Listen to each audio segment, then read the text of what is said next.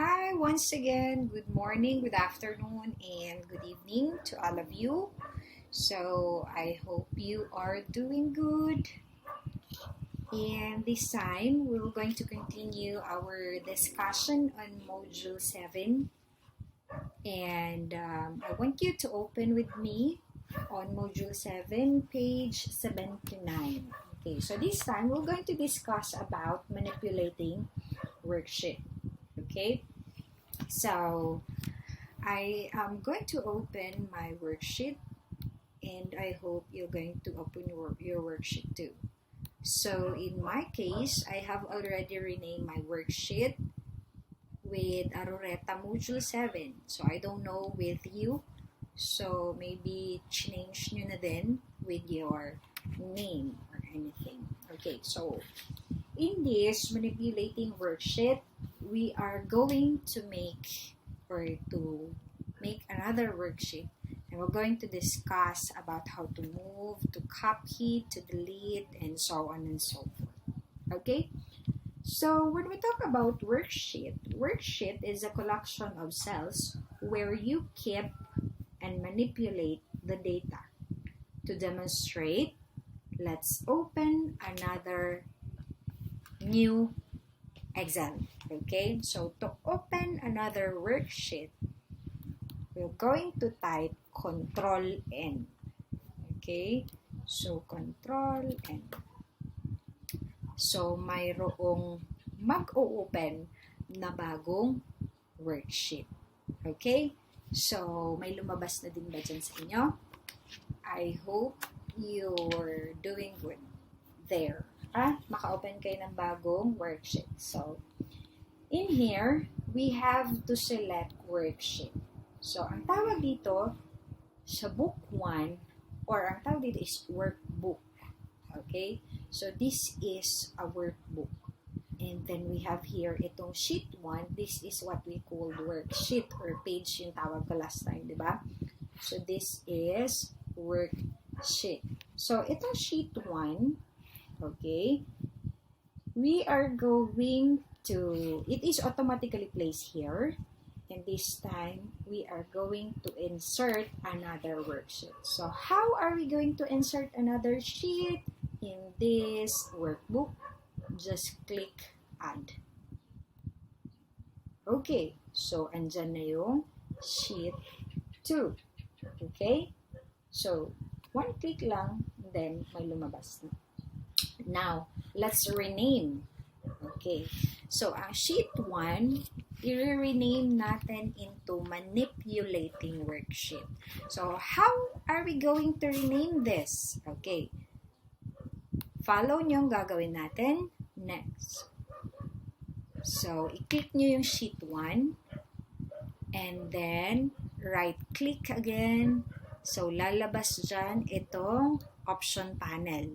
So, kasi mag-rename tayo, then you have to click rename. So, ano yung sinabi ko? Papangalan natin is manipulating worksheet. Okay. So, ganun din bang ginawa niya sa inyo? Manipulating worksheet, after typing the name, then click enter. So that is renaming the worksheet. After renaming the worksheet, we're going to move this manipulating worksheet to the other workbook. As what I have told you, this is a workbook. Okay, workbook ito. Ngayon, itatransfer natin itong worksheet na to doon sa kabilang workbook. Which is, yung kabilang workbook natin is yung may pangalan na Aroreta.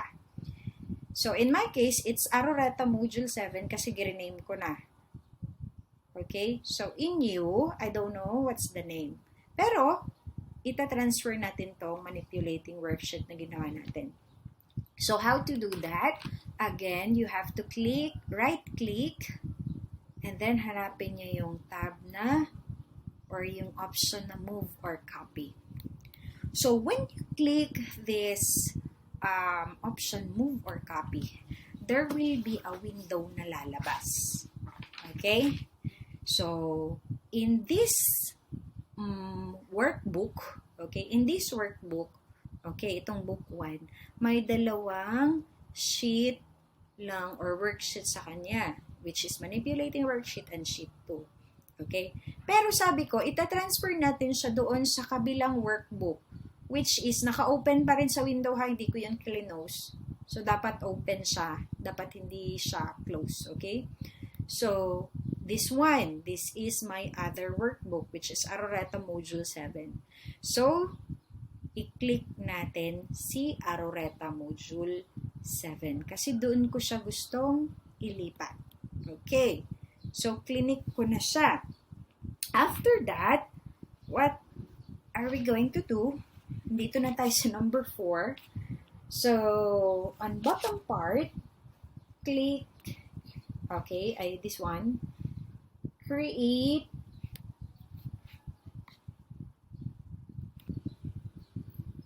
okay, so this time, we can see the different worksheets under the workbook Aroreta Module 7. Okay? So, i-click na lang muna natin ang copy plus paste and then, okay.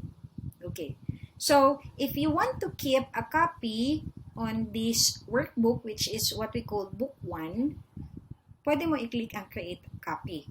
Okay? Pero if you don't want to, so leave it na ganyan lang. Okay?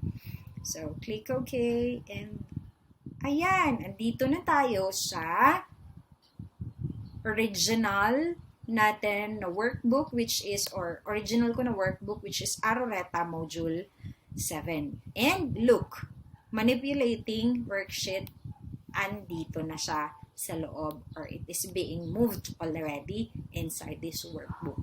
So ngayon, hindi pa tayo tapos. Why? Because, tignan nyo yung arrangement ng worksheet. It's not the proper arrangement kasi yung mga natapos na natin, yun yung ilagay natin sa una. So, dapat ang manipulating worksheet ay makikita natin or ilalagay natin after sa transpose na worksheet. So, how are we going to transfer it? So, there are 2 ways on how to transfer manipulating worksheet or this worksheet after the transpose. Una is you have to click it and then drag. Okay, drag natin siya after transpose. So, dapat dito siya after the transpose. Okay. So, na-drag na siya or na-transfer na siya, na-arrange na natin ang order. Okay? Aside from that, pwede rin natin siyang i-transfer through this. Okay. Right-click and then hahanapin mo yung move or copy. Tapos, for example, i-move natin siya to end. Okay. So, ma-move na naman yan siya doon sa pinaka-end. Okay? So, that is another way of moving one worksheet to the other arrangement of the worksheets inside the workbook. Okay? So, in case of manipulating worksheet, ibalik natin siya doon sa after transpose. Okay? So, ang nakalagay is before sheet. Okay. Before sheet comment natin ilagay para ma-after siya sa transpose. Okay. So, that's it. Na-transfer na natin siya sa worksheet after transpose. Okay? So, very easy lang. Okay? So, since we still have time, I want us to proceed with the delete a worksheet. So, how to delete a worksheet? Just right-click and then andyan sa option, delete. You just click delete. Okay? So, that is how to delete. Okay? And then we can also make personalize of our worksheet. So, how are you going to personalize? Aside from naming it or renaming it, you can also put some colors. Okay, for example, I have here a set of arrangement that you are going to do. So, una-unang gawin natin, i-change natin yung copy-paste into color red. Okay? Yung worksheet ng copy-paste. So, ang purpose ng personalizing worksheet is for you to recognize immediately. So, ang red, ano ba ibig sabihin nito? It's copy-paste. And so on and so forth. So, yun yung gagawin natin ngayon. So, copy-paste. Let's change it into red. So, how are we going to change color? It's the same. You have to right-click and then click mo yung tab color na option and then you choose color red. Okay? So, yan. Red. Okay? Let's check. Okay. So, this is it. Copy and paste is already changed to color red. Okay? So, very simple and I know you can follow kasi magagaling naman kayo. Okay? So, for your next activity, hanggang dyan na muna tayo with this video. For your next activity, I want you to continue on personalizing the worksheet. So, you can change color in each worksheet na andito sa mga module, sa workbook natin. So, sa workbook nyo na andyan din sa mga laptop nyo right now. Okay? So, in your manual, sa page 83, pinaka-last na area dyan, andyan yung continue applying color to your worksheet by the following instruction below. So, I have here the instruction. So, ang worksheet na copy plus paste is color red. Ang worksheet na sort is color orange. Ang worksheet na filter is color yellow. Ang fill na worksheet is color light green. Ang transpose is green.